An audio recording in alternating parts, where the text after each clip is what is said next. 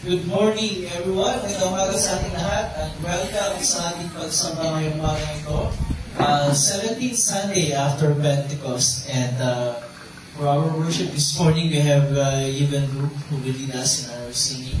And of course, we welcome back Cyrus sa pagbigay sa first part ng ating liturgy.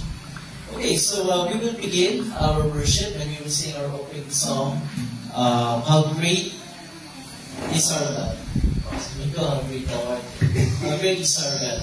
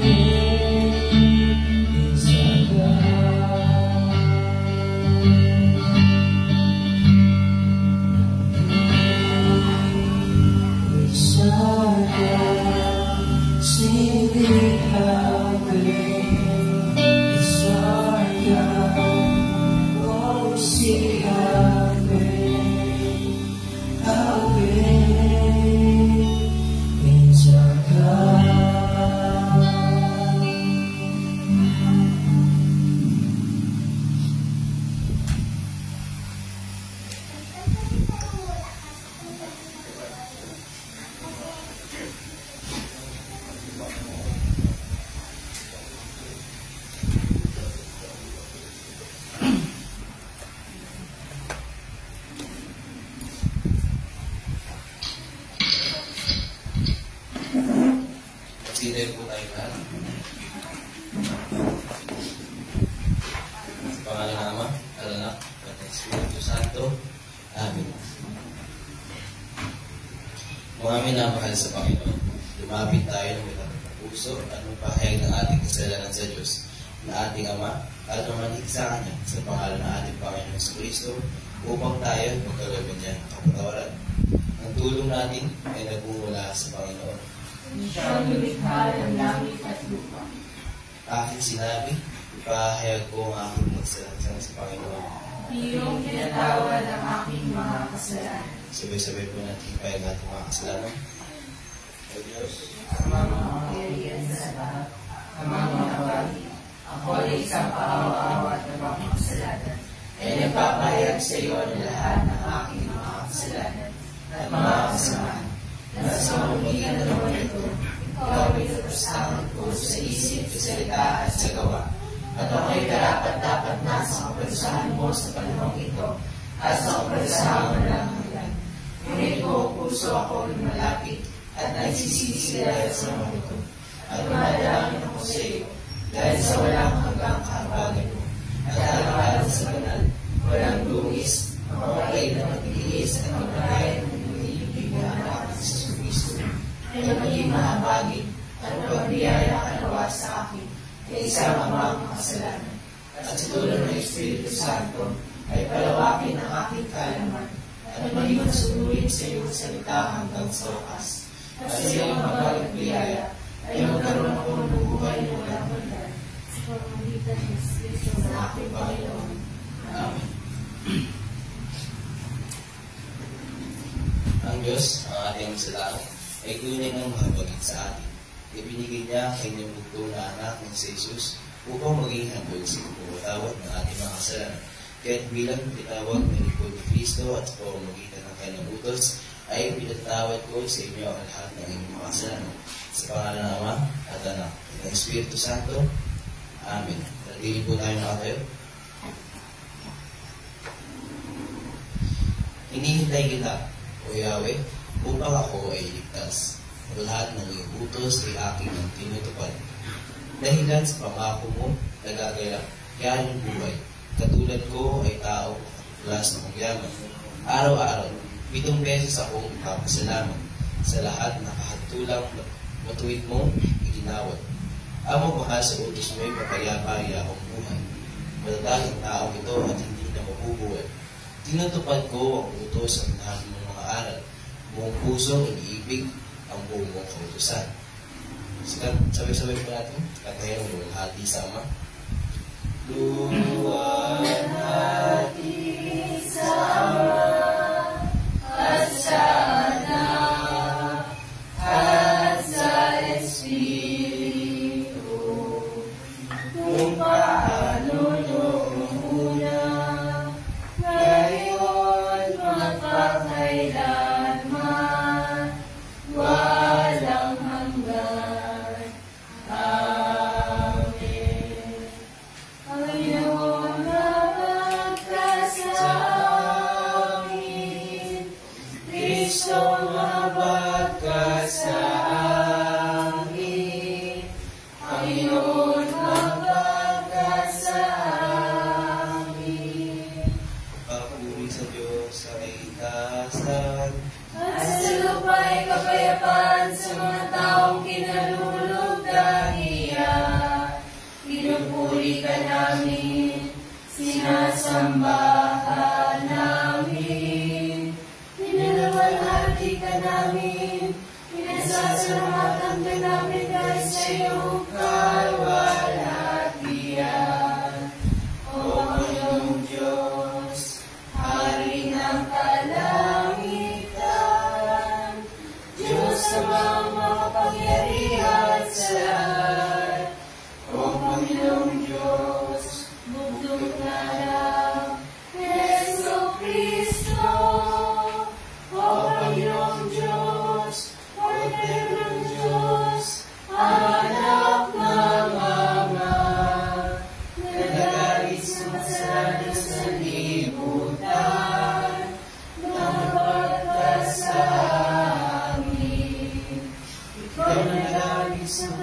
ng sanlibutan, tanggapin mo ang aming dalangin. Ikaw na nakatubos sa kanan ng Diyos Ama, mahabagkat sa amin. Yamang ikaw lamang ang banal, ikaw lamang ang Panginoon, ikaw lamang, O Kristo, at ang Espiritu Santo, ang pinakadakila sa kaluwalhatian ng Diyos Ama. Amen. Ang Panginoon ay sumayo. At ang kanyang Espiritu. Manalangin tayo. O Diyos, ang aming kanlungan at lakas, ang may akda ng lahat ng kabanalan, sa pamamagitan ng iyong biyaya, ay digin mo ang mga panalangin ng iyong iglesia. Ipagkaloob mo nawa ang mga bagay na hinihiling namin ng may pananampalataya, ay tanggapin namin sa pamamagitan ng iyong masagana habag. Sa pamamagitan ng Jesucristo, iyong anak, aming Panginoon na nabubuhay, nag-aaring kasama mo at ang Espiritu Santo. Iisang Diyos, ngayon at walang hanggan. Amen.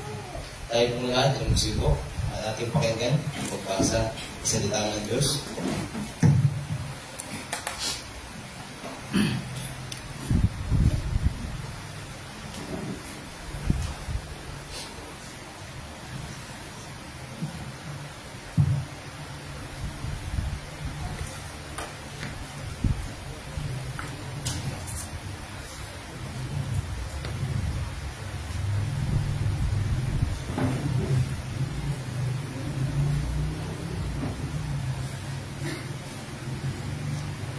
Ang unang pagbasa para sa linggo ito, ibuhal sa aklat ng Habakuk, chapter 1, verse 1 to 4, at ipagpapatuloy sa chapter 2, at 15 ito ang sinasabi.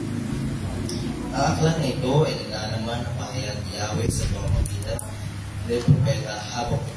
Nilalamon ni Habakuk ang kawalang katarungan. O Yahweh, hanggang kailan ako hihingi ng tulong sa inyo? Bago ninyo ako dinggin, bago ninyo ako iligtas sa karahasan. Bakit puro kaguluhan at kasamaan ang pinapakita mo sa akin?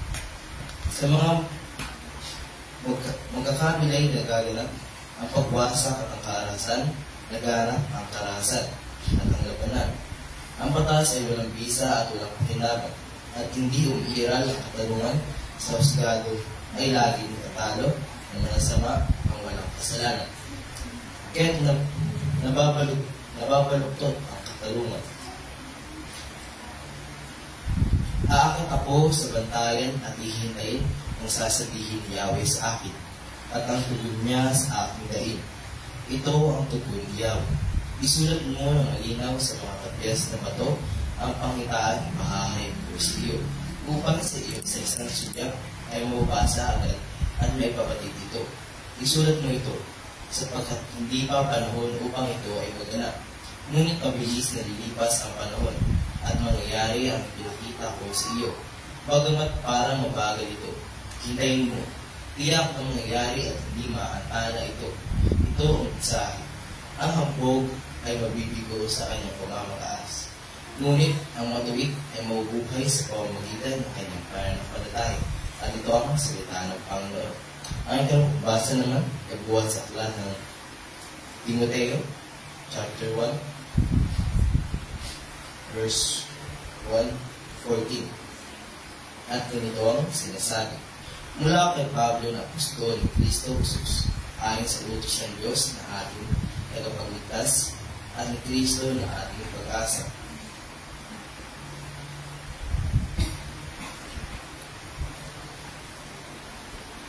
Kay Timoteo na minamahal kong anak, sumainawa ang kagandahang loob, kahabagan, at kapayapaan mula sa Diyos Ama at kay Kristo Jesus na ating Panginoon. Para salamat at paalala, tuwing inaalala kita sa aking panalangin, araw at gabi, nagpapasalamat ako sa Diyos na aking pinaglilingkuran na may malinis na paghig dahil ng ginawa ng aking mga ninuno. Kapag naaalala ko ang iyong pagluha, Nalalapit akong makita ka upang malubos ang aking kagalakan. Hindi ko nalilimutan ang tapat mong pananampalataya na naunang tinaglay ang iyong lolang si Lodia at nilinis na iyong ina. At itiyak kong nasa iyo rin ang pananampalataya ito.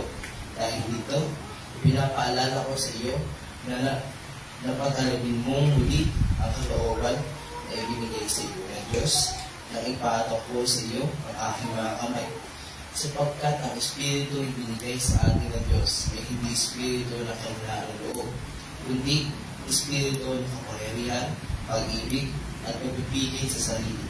Kaya't huwag kang maghihiyang magpatotoo para sa ating Panginoon, at huwag mo rin akong maghihiya na isang bilanggo alang-alang sa Kanya.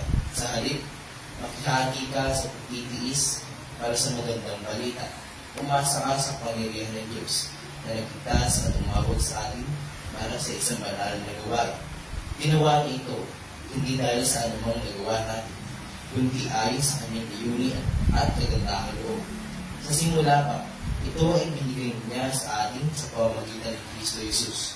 Ngunit ito'y nahayag na ngayon na dumating si Kristo Jesus na ating tagapagligtas. Pinakasan niya ang kapangyarihan, kamatayan, at inihayag ang buhay na walang hanggan sa pamamagitan ng magandang balita.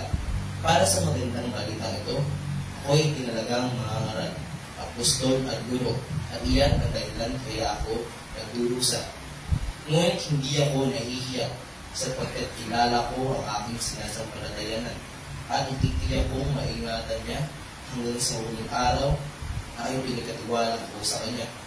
Gawin mong patayan ang mabubuting aral lang tinuro sa iyo at manatili ka sa pananampalataya at sa pag-ibig na tinanggap natin sa pamamagitan ng ating pakikipag-isa kay Kristo Jesus. Sa tulong ng Espiritu Santo na nanatili sa atin, ingatan mo ang mabuting bagay na ipinagkatiwala sa iyo at ito ang salita ng Panginoon. Tayo po ay magsilang lahat para sa pagbasa ng mabuting balita buhat sa aklat ni Lucas, chapter 17, at ginigawang sinasabi. Mga sanhi ng pagkakasal. Sinabi ni Jesus sa kanyang mga alagad, tiyak na darating ang mga sanhi ng pagkakasal. Ngunit, kakikilabot-labot ang mga sasabitin ng tao, magagalingin niyon. Mabuti pa sa kanya ang bitinan sa liig ng isang galingang bato na itapon sa dagat, isa maging sanhi ng pagkakasala ng sino man sa mga maliliit na ito.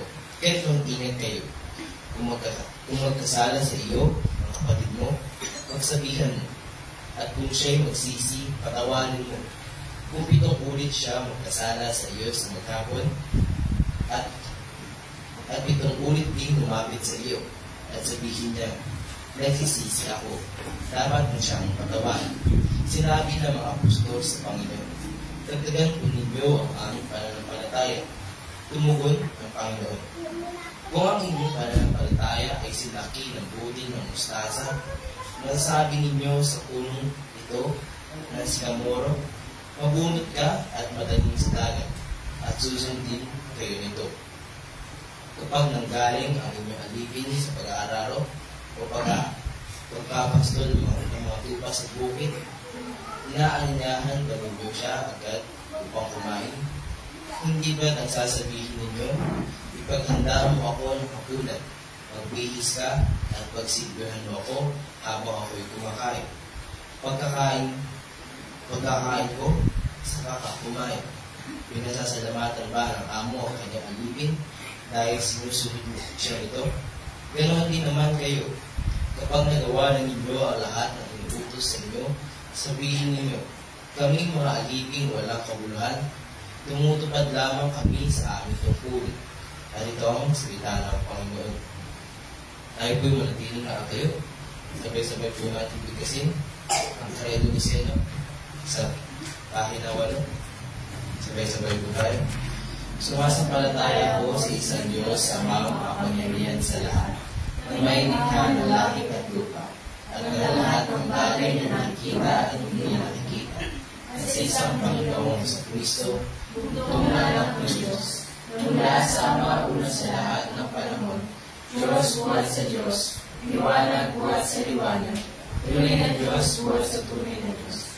Ipinanganak at hindi nilikha, isang sangkap na Ama, na sa pamamagitan niya ay nilikha ang lahat ng bagay. Dahil sa ating mga tao at sa ating kaligtasan, ay bumaba mula sa langit, at nagkatamang tao sa pamamagitan ng Espiritu Santo kay Birheng Maria, at naging tao.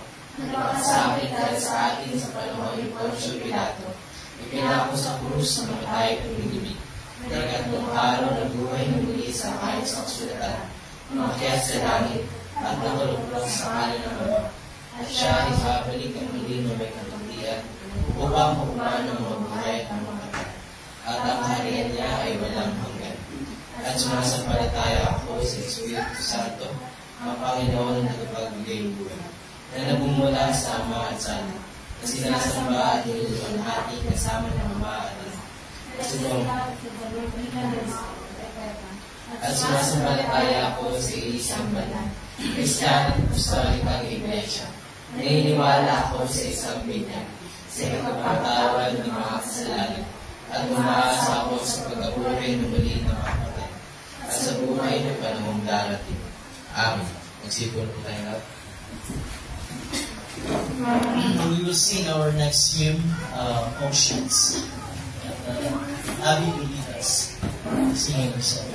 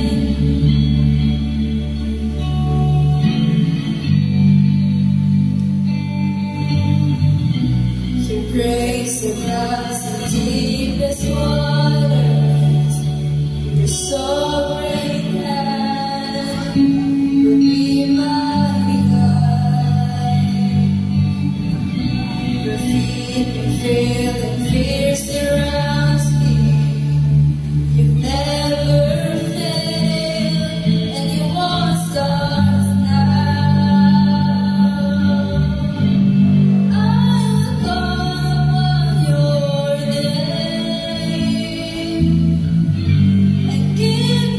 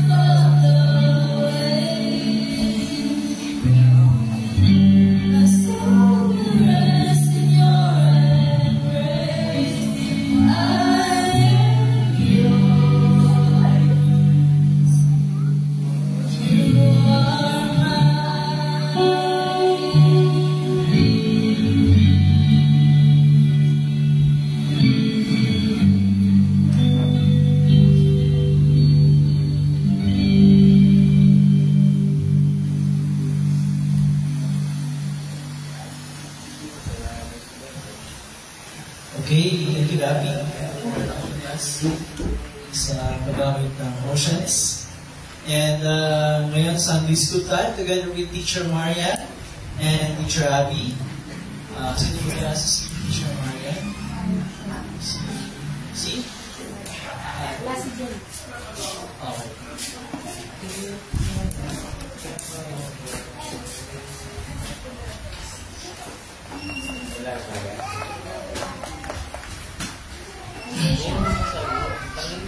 Sa banyo. Okay. Okay. Good morning, everyone. Magandang umaga. At sabihin ng lahat ang masaganang kagandahan mo at kapayapaan mula sa Diyos na ating Ama sa pamamagitan ni Kristo Jesus, ating Panginoon. Amen. So, nagpapatuloy pa rin tayo sa ating pagtalakay ng Kredo ng mga apostol at tayo ay nasa ikalawang pangkat kung saan ating pinapahayag ang mga salitang ito. At Yesu Kristo, ang kanyang bugtong na anak na ating Panginoon, ay pinaglihis sa pamamagitan ng Espiritu Santo, pinanganak ng Birhen Maria, nagdusa sa ilalim ni Poncio Pilato, pinako sa krus, kamatayan ng nilibing. Siya bumaba sa impyerno, sa ikatong araw siya nagbangon sa mga patay, umakyat sa langit at nakaluklok sa kanan ng Diyos ang mga makapangyarihan sa lahat. Buhat ito ay paririto, panghukuman ang mga buhay at ang mga patay. Okay. So natalakay na natin yung una, kung bakit naniniwala tayo na si Jesus ay tunay na Diyos. At nung Sunday, tinalakay natin kung ano yung kahalagahan na si Jesus ay tunay na tao. So in other words, parehong mahalaga na si Jesus ay tunay na Diyos at tunay na tao at the same time. At yan ay parehong tinuturo ng Biblia. So ngayon naman ay ating tatalakayin yung tinatawag na kalagayan ng pagpapakababa ng ating Panginoong Jesus. So ibig sabihin nun, yan ang ating tatalakayin ngayong umagang ito. Merong kasabihan sa wikang Ingles, the best things in life are free. The best things in life are free. Do we agree that the best things in life are free? Ano na ba yung mga bagay na we could consider as best things in life and they are free? Ano ba yun? Can you think of some of the things that we enjoy in this life and they are free? Ano ba yun? Marami. Di ba marami? The fact that we have a family na ating kinabibilangan, that's free. Hindi naman binibili yan eh. The fact that we have friends, that's free. Diba? The fact that we belong to a church, that's free. Diba? So maraming mga bagay sa mundong ito that we enjoy. Na libre, free, walang bayad yun eh. And sometimes hindi na natin masyadong na-appreciate. Ano? Pero alam niyo kung ano yung best of all best things. Ano yung pinaka-best sa lahat ng best? We have those things. We enjoy those things. Ano yung mga yun? That we have full forgiveness for our sins. That we have the assurance of salvation. That we have the guidance of God, the Holy Spirit, sa ating pangaraw-araw na buhay. those are the best of all best things in life. And they are free. 100% free. Ngayon, madalas lang, hindi natin masyado na-appreciate. Kasi yung mga bagay na yun ay mga non-physical, non-material, non-tangible. Hindi mo mahawakan yun, di ba? Pwede mo mahawakan yung forgiveness of sins? Hindi. Pwede mo bang maramdaman? Pwede mo bang malasahan yung buhay na walang hanggan? Hindi. Pwede mo bang mahawakan yung Holy Spirit na gumagabay sa buhay natin araw-araw sa ating pamumuhay? Na nandyan sa lahat ng mga challenges na hinaharap natin? Hindi. Hindi natin naririnig audibly yung tinig ng ating Diyos. So those things ay mga bagay na we enjoy bilang mga Kristiyano, and yet napakarami pagkakataon sa buhay natin na hindi natin na-appreciate yung mga bagay. Pero gano'n ba kahalaga that we have full forgiveness of our sins? Gano'n kahalaga yun? Napakahalaga yun kasi sa ating karanasan, sa ating buhay, no? Sa ating mga kaugnayan, sa iba't ibang mga tao, kaibigan, kamag-anak, and so forth and so on. Hindi ba, pag meron tayong mga tao na hindi natin nakakasundo, nagagawa natin ng mali, o tayo hindi nagagawa ng mali, di ba, lalo na yung mga taong malalapit sa atin. Di ba yun? Mabigat sa damdamin, di ba? Mabigat sa kalooban yun. Habang, di ba, sabi ko sa habang hindi pa kayo bati, di ba? Mabigat sa kalooban, di ba? Ang hirap gumalaw, ang hirap isip, ang hirap matulog na naiisip mong yung taong malapit sa iyo at mahal mo ay hindi kayo ayos, di ba? Hindi kayo okay. How much more kung ating iisipin mabuti na sa bawat pagkakasalang nagagawa natin ay nabibigyan natin ng nasasaktan natin yung damdamin ng ating Diyos. How much more na mabigat sa pakiramdam na isipin na palagi tayong nagkakamali at palagi tayong nakakagawa ng mga hindi tama laban sa ating Diyos.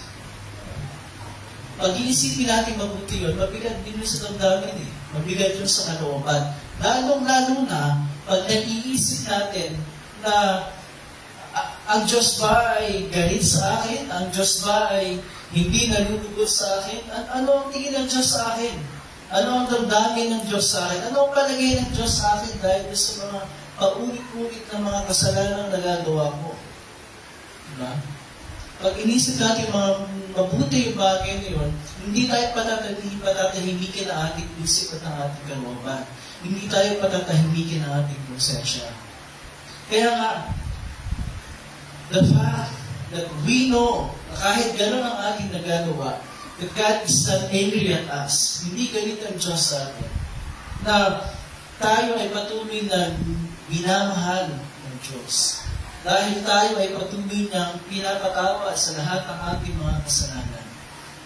That should give us enough, sobrang enough na comfort sa ating isip at puso, knowing na ang pinaka-makapangyarihan sa lahat, ang may hawak ng ating buhay, ng ating destiny, ay hindi galing sa atin, kundi sa halip. Meron tayong lubos na pagpapatawad sa lahat ng ating mga kasalanan.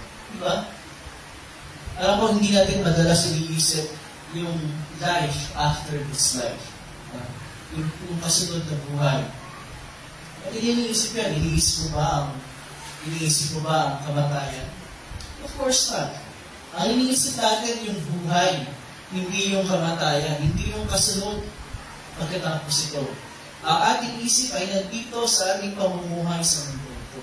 But whether we like it or not, merong kabilang buhay at whether we like it or not, darating yung araw na nilisanin natin ang mundo ito. So isipin man natin o hindi, darating yan eh. And what a blessing para sa ating mga Kristiyano na malaman na kahit anong oras dumating ang bagay niya, we are assured 100% na ang sasalubong sa atin ay liwanag. Ang susunod sa atin liwanag, hindi dilim. at ang mag-welcome sa atin ay ang Panginoon at hindi yung best friend mo na si Earl. Diba? What a blessing, diba? What a comfort for us. And those things are free. Hindi yan ma-appreciate palagi, but all those things are free. Bakit free? Kasi binigay sa atin ng Diyos ng libre ang lahat ng mga bagay na yun. Hindi dahil mabuti tayo, dahil wala naman sa atin talaga ang mabuti by God's standard. Hindi dahil sa mga good works na nagagawa natin. Kasi kung nakakagawa tayo ng good works, nakakagawa din tayo ng mga bad works. Mga bad things, mas marami pa nga. Hindi dahil tayo ay nabibilang sa isang grupo ng pananampalataya, hindi dahil we observe certain rites and ceremonies, hindi dahil sa ating ganito at ganyang mga koneksyon at achievements sa buhay, not because of anyone else, not because of anything else, but only because of God's goodness, mercy, and grace. How comforting for us to know na hindi tayo sinusukat at inuhusgahan ng Diyos batay sa ating sariling kabutihan o kasamaan o mga nagagawa o hindi nagagawa. Kundi hinuhusgahan tayo ng Diyos batay sa ginawa ni Jesus para sa atin. At kung ang paghusga sa atin ng Diyos ay batay sa ginawa ni Jesus para sa atin, ang judgment sa atin ay forgiven. Forgiven. Completely and fully. Kaya nga doon sa paliwanag doon sa ikalawang pangkat, ang sabi doon sa ating katesismo, siya, referring to Jesus, ang tumubos sa akin, isang naligaw at hinatulang nilikha. Binili at pinagtagumpayan ako mula sa lahat ng mga kasalanan, mula sa kamatayan, at mula sa kapangyarihan ng Diablo, hindi ng ginto o pilak, kundi ng kanyang banal at mahalagang dugo, at kanyang walang kasalanang pagdurusa at kamatayan. Think about it. Isipin natin mabuti. Ang ating kaligtasan ay free, pero hindi cheap. Diba yun? It is free, but it is not cheap. Hindi yun mumurahin. Bakit? Kasi yun ay binayaran lahat ni Jesus by His holy and precious blood. It is not cheap. Hindi yun mumurahin.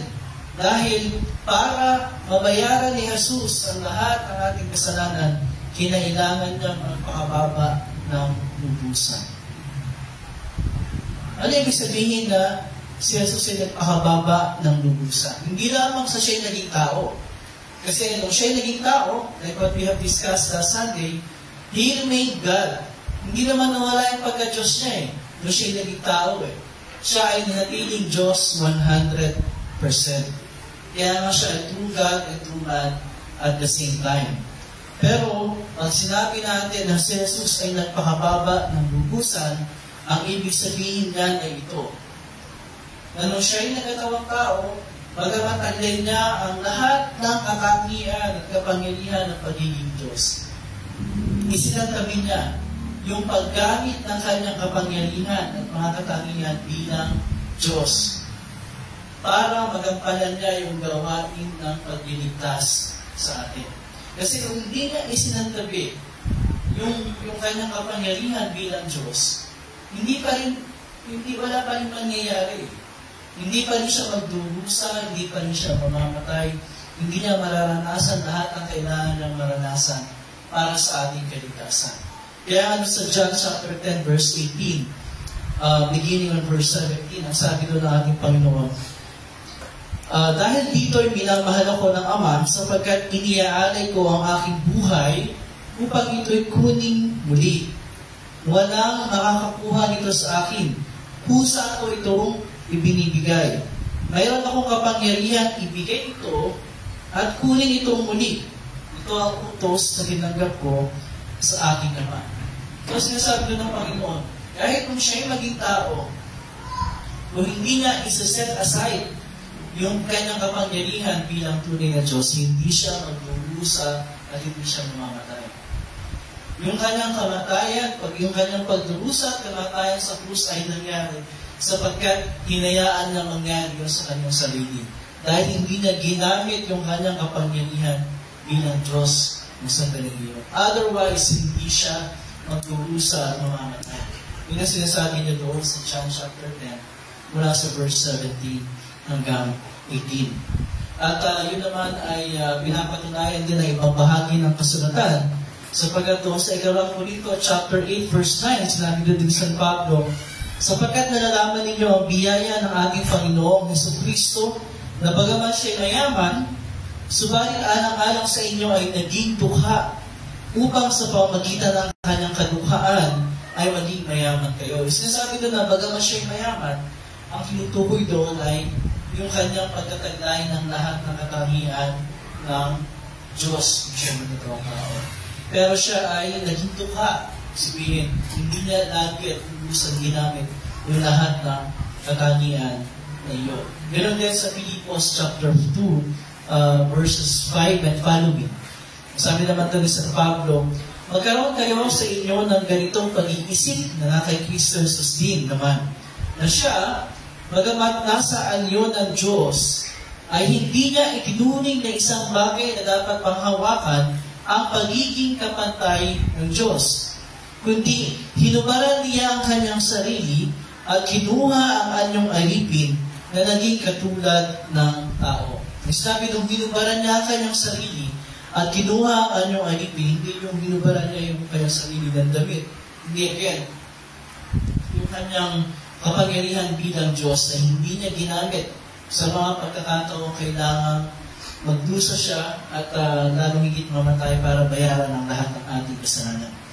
And, pagpapatuloy pa ni Pablo, at palibasin natagpuan sa anyo ng tao, siya nagpakababa sa kanyang sarili at naging masunurin hanggang sa kamatayan, maging sa kamatayan man sa krus. So, yun ang ibig sabihin natin, pag sinabi natin, si Jesus ay nagpakababa ng lubusan.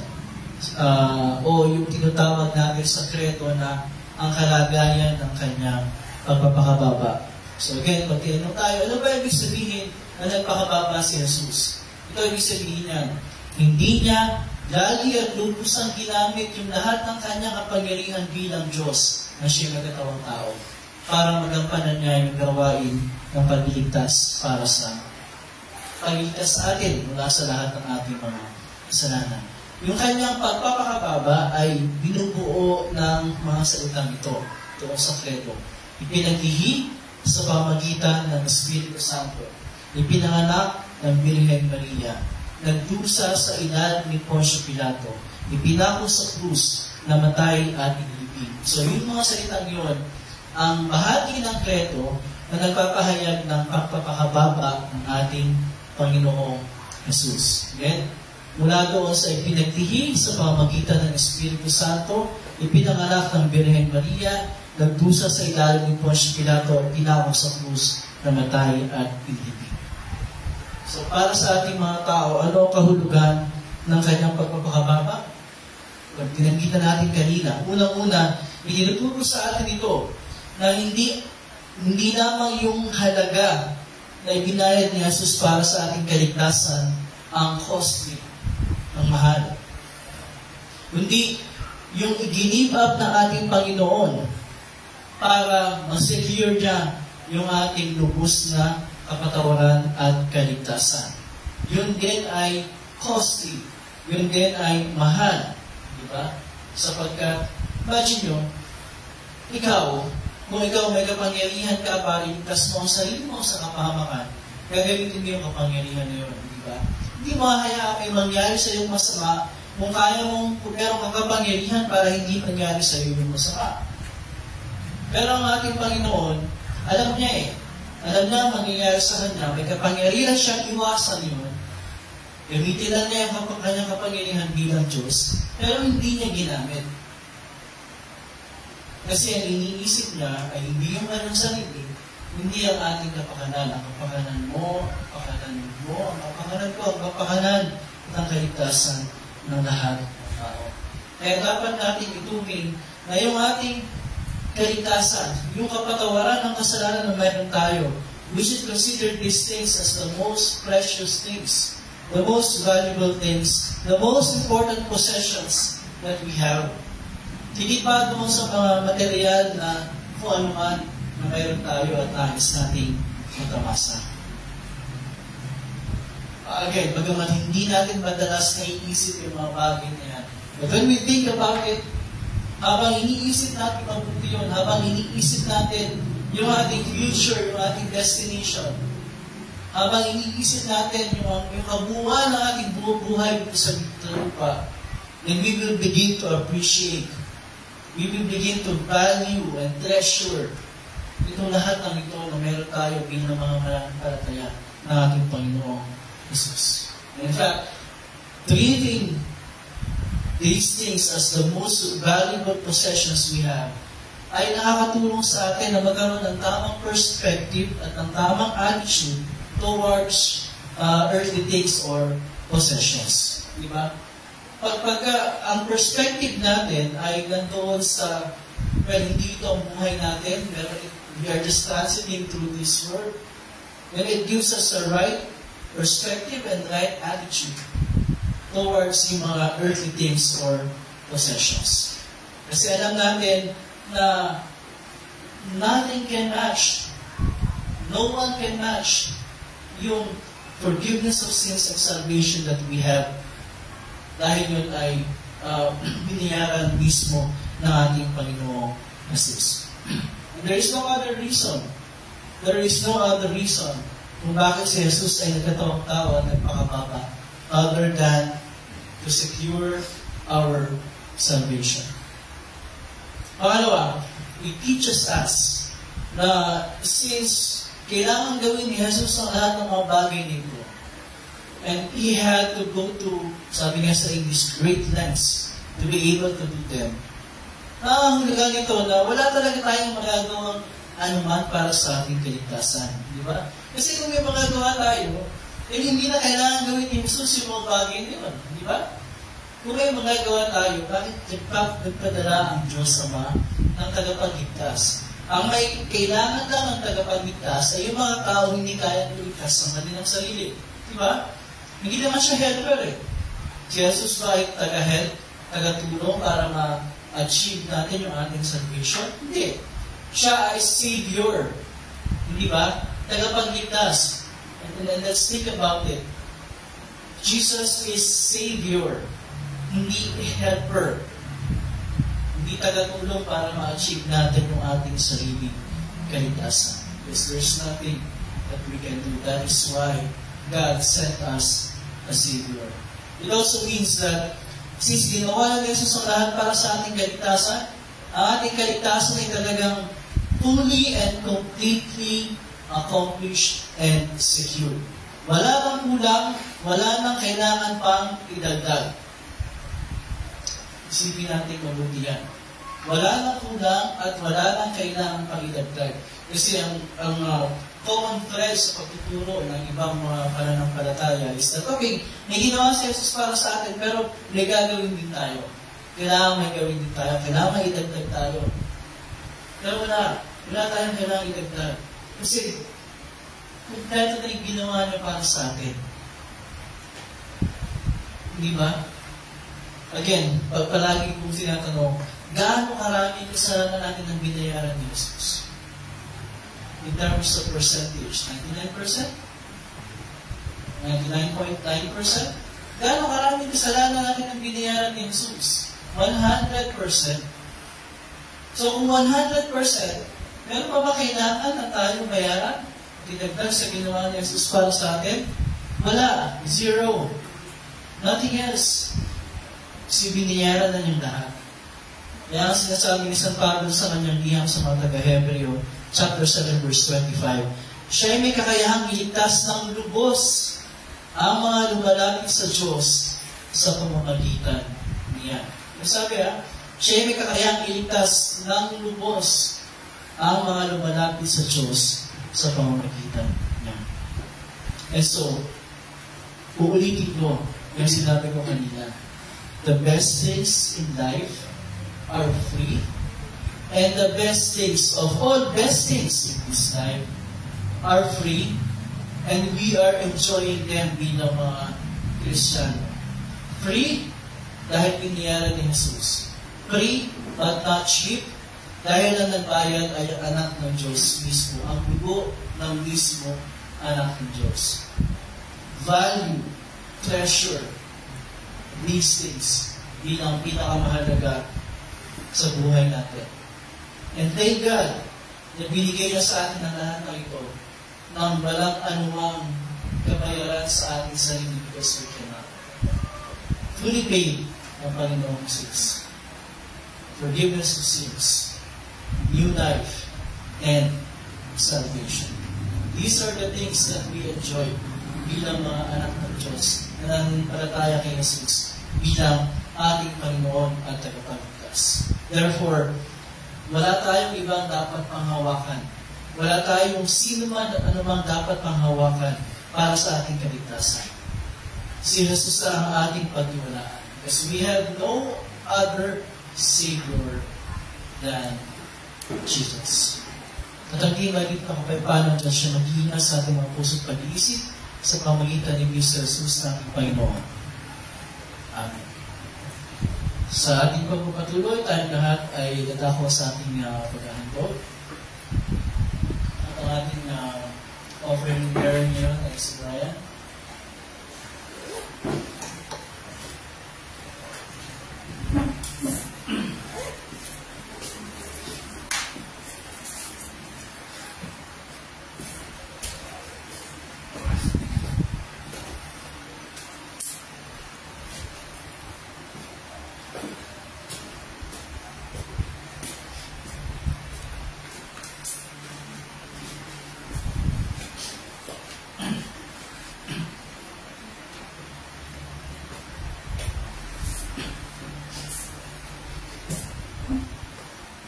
Okay, meron pa rin gusto sama sa prayers natin? Hilingan or pasasalamat? Meron ba? Pasasalamat doon sa mga mag-celebrate ng kanilang birthday ng week na ito. So, sa Friday, sa kabila. Birthday ng ating teacher, Marian. Raniel. Mamaya, bati natin siya. Okay, ano ba? Yung gusto natin kasama sa prayers natin.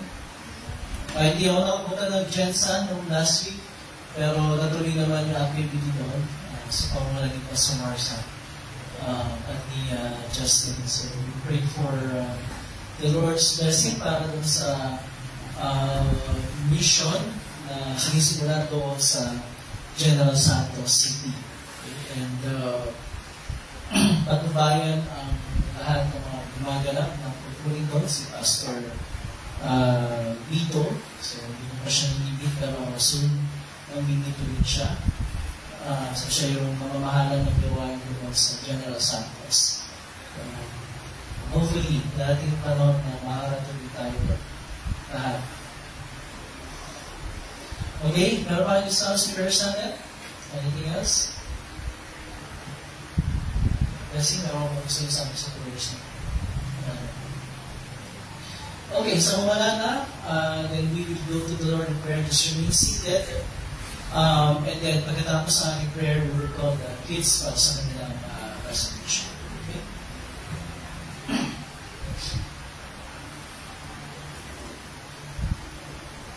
Manalangin tayo. Makapangyarihan at napakamahabaging Diyos, Ama ng aming Panginoong Kristo, pinasasalamatan ka namin sa lahat ng iyong kagandahan loob at mga kaawaan, lalong-lalo na sa pagkakaloob mo sa amin ng iyong pinakamamahal na anak sa kapahayagan ng iyong kalooban at biyaya. Isinasama namin at mo sa amin ng iyong salita upang ito'y aming maingatan ng may mabubuti at matatapat na puso at magbunga sa pamagitan ng matya ng pagtupad. Matayin namin isinasamo na iyong pagalingan pamahalaan ng iyong iglesia naganap, kasama ang mga pastor at mga manggagawa ito, upang aming maingatan ng kadalisayan ng iyong salita ng kaligtasan, at sa pamagitan ng iyon ay magtumibay ang aming panampalataya sa iyo. Maragdagan ang aming pag-ibig sa lahat ng aming kapwa, at umunad ang iyong kaharian. Magsuko ka ng mga manggagawa sa iyong anihan, at ingapin mo ang iyong mga sinugo, upang ang iyong salita ng pakikipagkasundo ay pahayag sa lahat ng tao, at ang Ebanghelyo ay maipangaral sa lahat ng dako ng daigdig. Ipagkaloob mo rin ang kalusugan at kaunlaran sa lahat ng nasa katungkulan, lalo-lalo sa pahulo ng aming bansa sa lahat ng likod ng pamahalaan. Ipagkaloob mo sa kanila ang biyaya makapamahala ayon sa iyong kaluguran, sa pagpupanatili ng katwiran at sa pagsupil sa mga masasama. Nang sa gayon makapamuhay kami ng payapa at iwasay sa kabanalan at katapatan sa lahat ng bagay. Aliwin mo, Panginoon, ang Espiritu Santo ang lahat ng nasa pamimagati, mga kailangan, kahirapan sa pagkisina, sa bingit ng kamatayan o sa limang kapahamakan, lalong-lalo na ang mga nagdurusa dahil sa iyong pangalan at sa iyong katotohanan.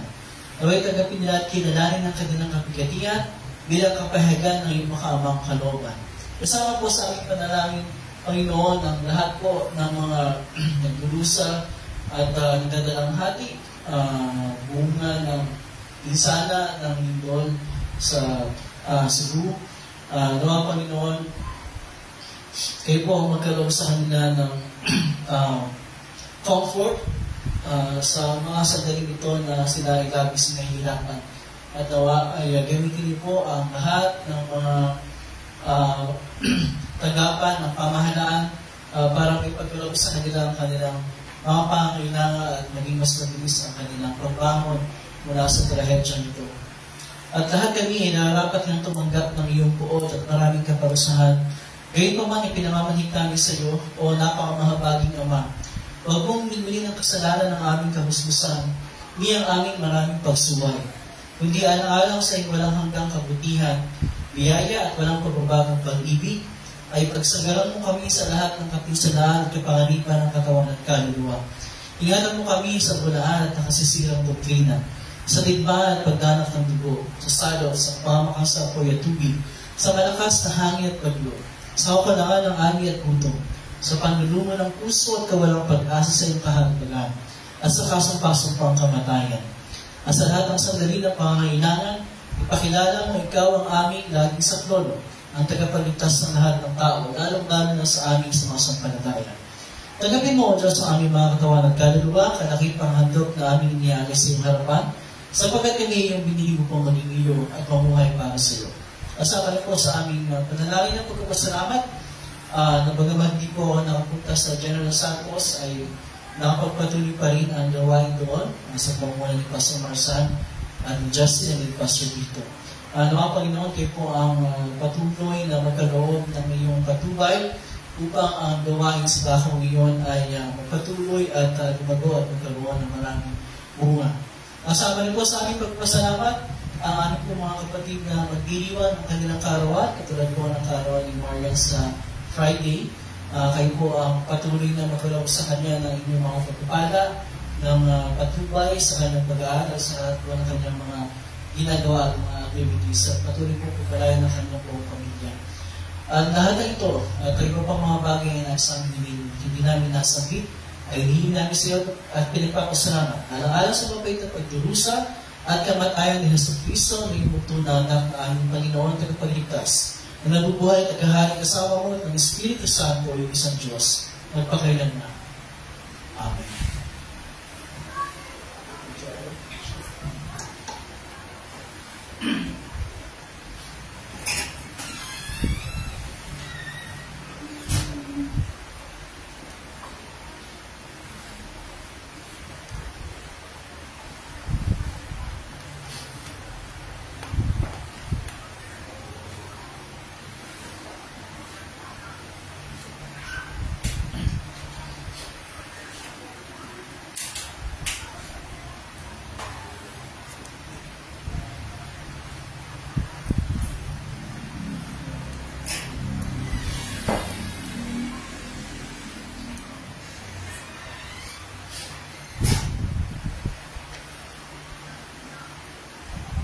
Okay, dahil di masaya na po, saya magpapatuloy sa paghahanda sa hapag ng Panginoon. Tayo lahat ay tumayo.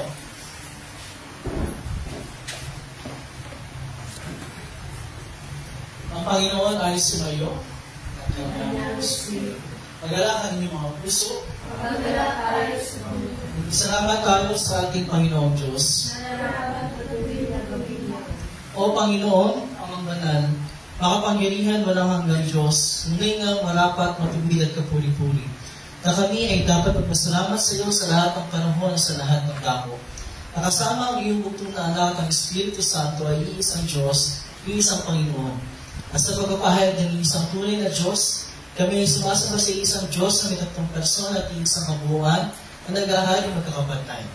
Kaya kasama ng mga anghel at mga arkanghel at ng buong mundo ng langit, aming pinupuri at dinadakila ang malulhati mong pangalan, naging pinupuri ka at sinasabi, Banal, banal, banal, Diyos na Panginoon ng mga hukbo.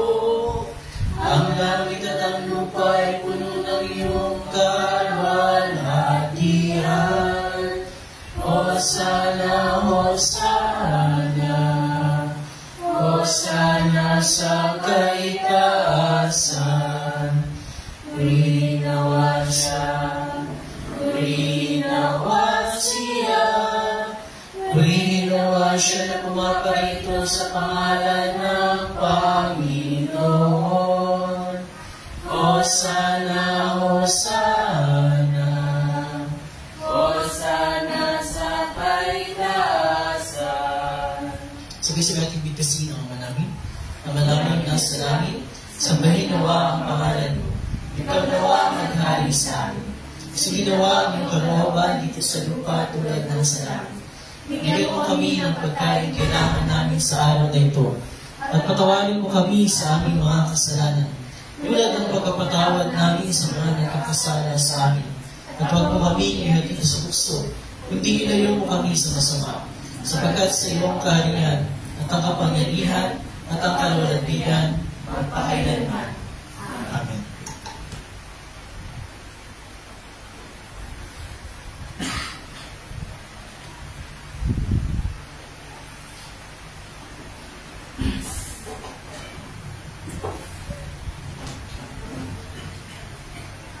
Ang aking Panginoon, Masang Kristo, hindi siya pagkanubuan ng tinapay.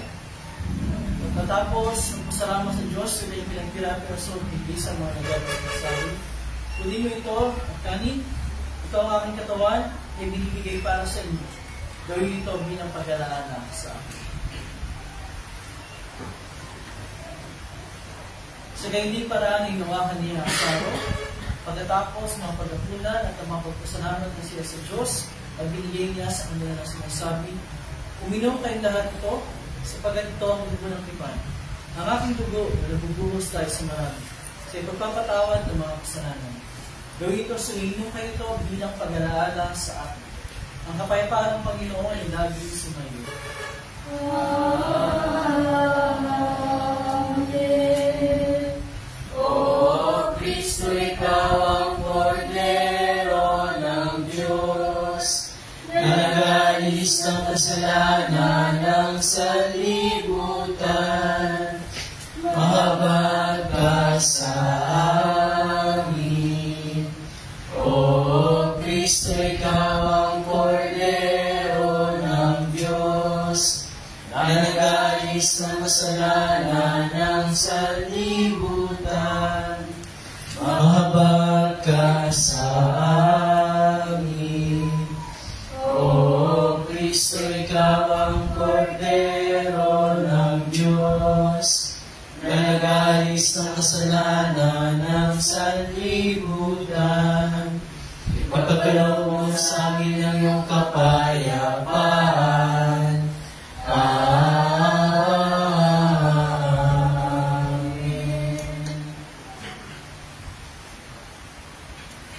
Ating sama-samang tanggapin ang kanyang tunay na mga dugo, kalakit ng tinapay at anak, sa ipagpapatawad na ating mga kasalanan.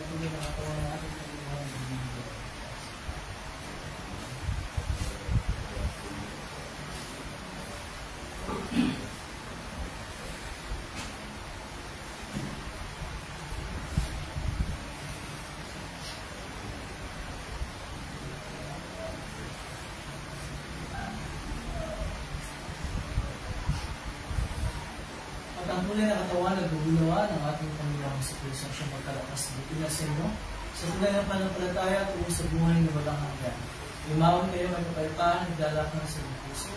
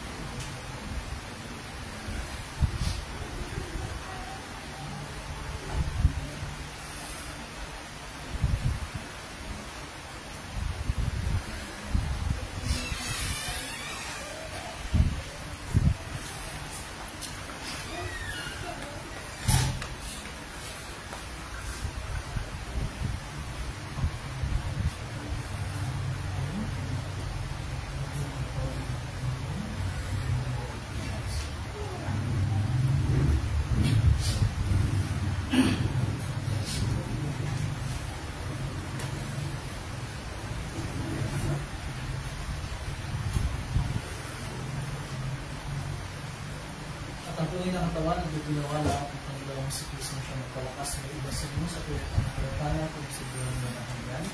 Umawan kayo ng kalpahan at dalakan sa inyong puso. Amen.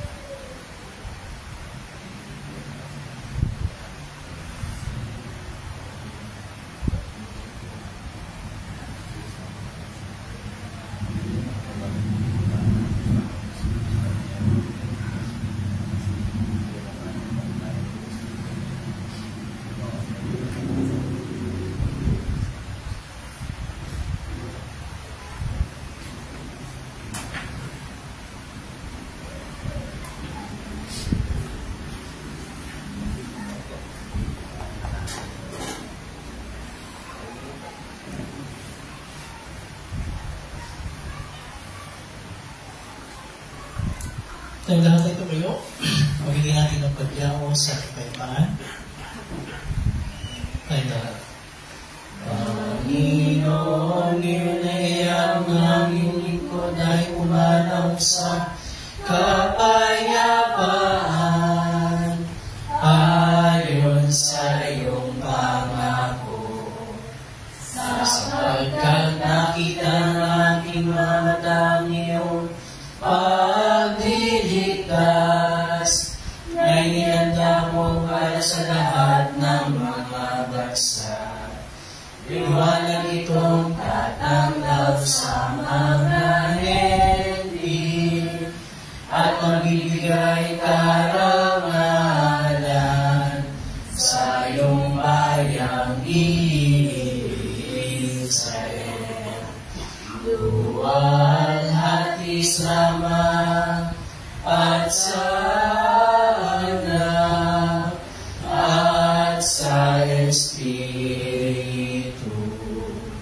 kung paano na ngayon magpakailanman, walang hanggan. Amen. O pasalamatan natin ang Panginoong Diyos sa pagkat siya ay mabuti. Ang kanyang pag-ibig ay pawalang hanggan at malala. Pasalamatan ka namin, Diyos ng mga pangyarihan sa lahat, sapagkat pinaginhawa mo kami sa pamagitan ng sakramento nito. Idinadalangin namin na sa pamagitan ng kaloob nito, ay palakasin mo ang aming panampalataya sa iyo at panangasin mo ang aming pag-ibig sa isa't isa. Alang-alang kay Jesucristo ang aming Panginoon, na nabubuhay at nagahari kasama mo at ng Espiritu Santo, isang Diyos, magpakailanman.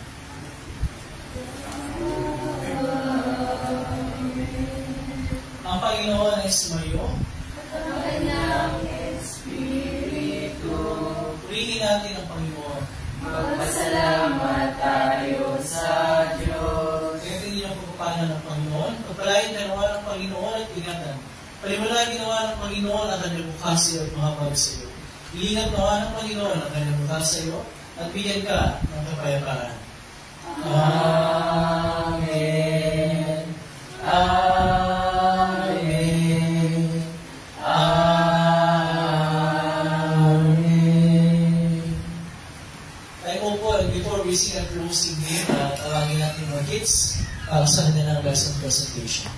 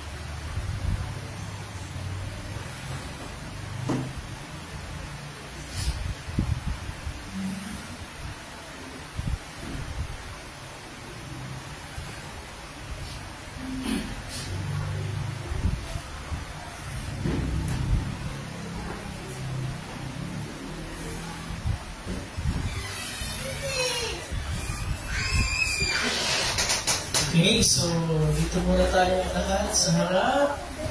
Mga kids, ang ating papahinga ng inyong lesson presentation. Okay, so yan. Okay, so dito na yung ating mga kids at pati yung ating teachers. So Teacher Marian and Teacher Abby, go ahead. And Aisha. Good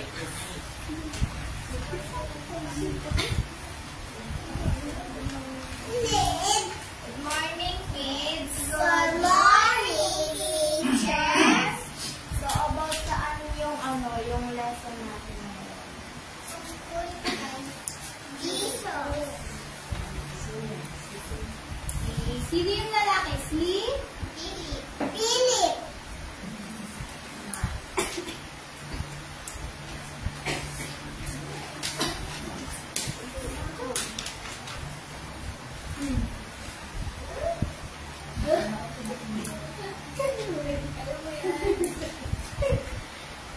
So, diba?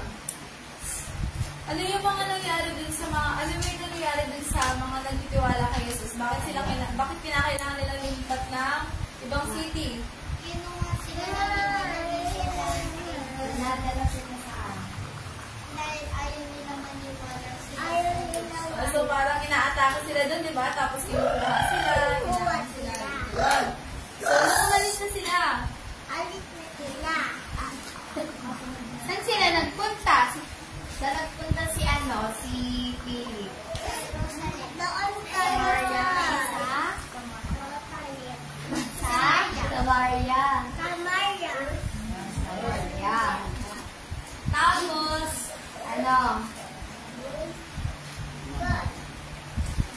Diba nasa Samaria si Philip. Tapos,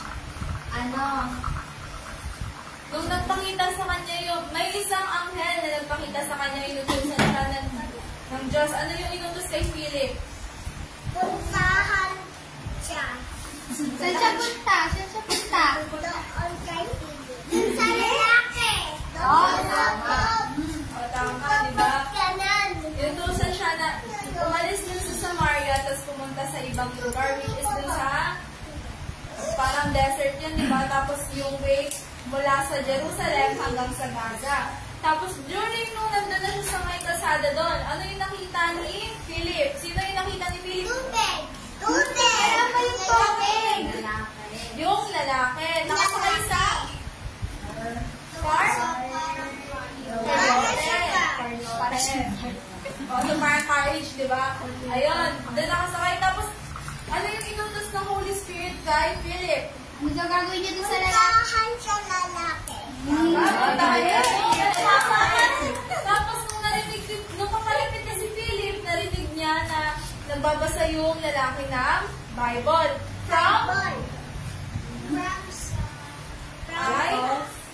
Book of? Ayun, yung Book of Isaiah. Tapos, tinanong ni Philip yung lalaki, nung makalapit na siya, ano yung tinanong niya? Naiintindihan mo ba? Naiintindihan niya ba? Hindi niya naiintindihan. So, sabi niya dun kay Philip, ano yung sinagot niya kay Philip? Sinabi na ate ko yung magtuturo sa akin. Ayun, di ba? Hindi niya maintindihan unless may mag-e-explain sa kanya.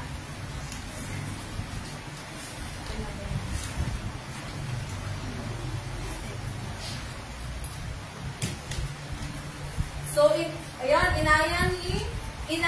so after nun, tanungan nila, inaya nung lalaki na nasa kayote si Philip na sumakay kasama niya. Tapos during na nandun na sila sa loob ng kayote, ano yung pinag-usapan nila?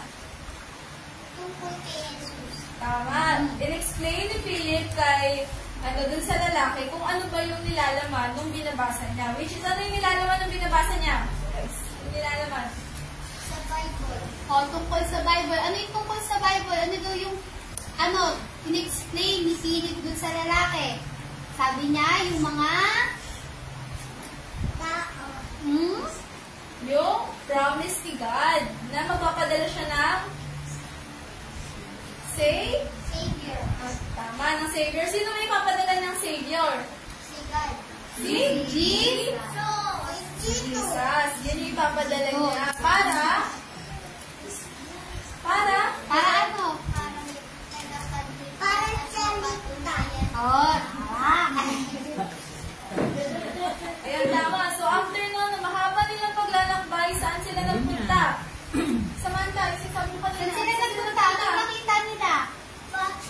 Yun. Ano ginawa nila dun sa water? Binigyan na lang. Okay, so very good. So, after nung mabautismohan ni Philip, after mabautismohan ng lalaki, ano nangyari na kay Philip? Ano nangyari kay Philip? Saan napunta si Philip? Sino kumuha sa kanya? Yan. So, yun. Tama. Tapos, after nun, saan napunta si Philip? Ano yung pumunta sa ibang lugar? Pumunta sa ibang lugar para, ano yung gagawin ni Philip dun sa ibang lugar? Tama, para mag-share ng mga salita ng Diyos. So, after nun, masayang-masayang umuwi yung lalaki kasi bukod sa naintindihan niya na yung lesson o yung binabasa niya, nabautismohan pa siya. So, ano ba yung work ng Holy Spirit? Yun ay tumutulong sa atin magbasa o makaintindi ng kahayagan ni Diyos. Tama. So, ito yung nagko-connect sa atin para maintindihan natin yung mga binabasa natin o yung mga naiintindihan natin yung mensahe ng God at nag-strengthen ng pananampalataya natin. And then, the end. Memory verse. John chapter 14, verse 26. Ang Espiritu Santo siya magtuturo sa inyo ng lahat ng bagay. John chapter 14, verse 26. Okay, very good. Very good, mga kids. Very good. Yan. And thank you guys sa mga teachers natin, Teacher Maria, Teacher Abby, and Aisha. Alam ko, hindi madali yung lesson, hindi madali ituro ang tungkol sa Holy Spirit. But, good job. Naituro tayo, hindi pa rin. So we will sing our closing hymn, Hosanna. So si Abby pa rin ang nagiging sa akin.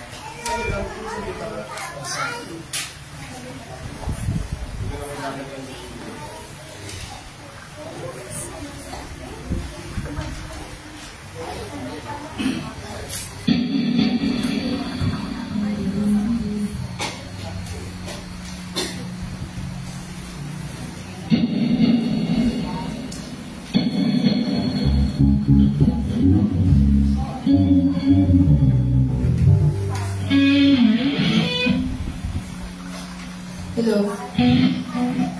Ha? Matatabulong ka na. Ay, mas malakas yan.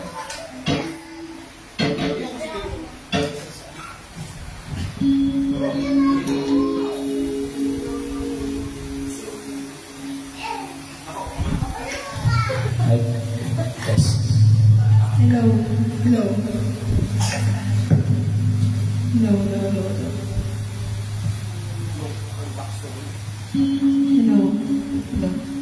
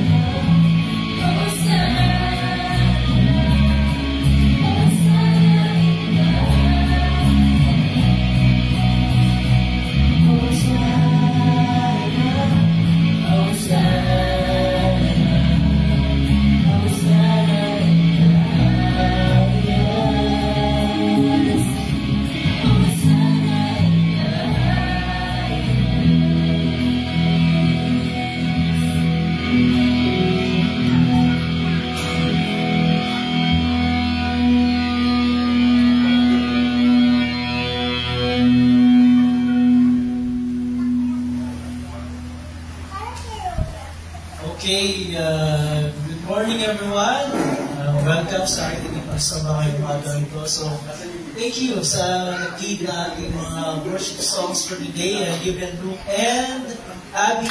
Thank you. Very good. Good job. Okay, and also thank you kay Cyrus for leading the first part of our meetings. And our teachers today, Teacher Maria, and Teacher Abby, and Elisha, thank you. And thank you, Lai, for monitoring our live streaming attendance. And we would like to greet yung mga kasama natin online. Si Ma'am Jo. And meron po kayo dyan, hindi nag-comment. Welcome po sa inyo lahat. We will sing a birthday song para sa mag-birthday ngayong Friday for her 20th birthday. At wala na ba si Teacher Marian. So, tahan natin siya na happy birthday. Happy birthday to you. Happy birthday to you. Happy birthday, happy birthday, happy birthday to you. Happy birthday to you. Happy birthday to you. Happy birthday, happy birthday, happy birthday to you. Happy birthday, Teacher Marian. Happy 20th birthday. Okay, so maligaya, ika-20 taong kaarawan. Ano? Ulit-ulit talaga kasi hindi mo sa SQ 20 na siya. Okay, so announcement. Siyempre yung ating Sunday School Teachers meeting pa rin. And I'll meet you at work para sa ating application class. Okay? Kunti na lang. Lapit na tayo. Ang target natin is on Reformation Sunday, which is last Sunday ng October. Yung confirmation ng dalawang ito. So, that's October 26. Last Sunday ng October. Okay? So, I guess that's it. Again, thank you for coming. We will see you again next Sunday. Bye.